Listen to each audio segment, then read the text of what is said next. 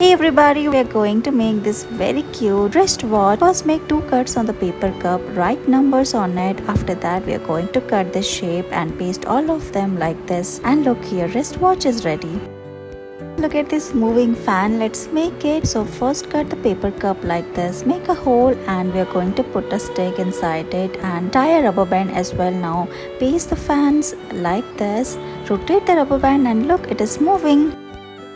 Let's make this moving tiger. First we are making the face of the tiger. Now we are pasting these 3 straws and put them inside this paper cup. Paste the face of the tiger and look, it is ready. Take a yellow paper cup and mark line on it. Now cut it like this.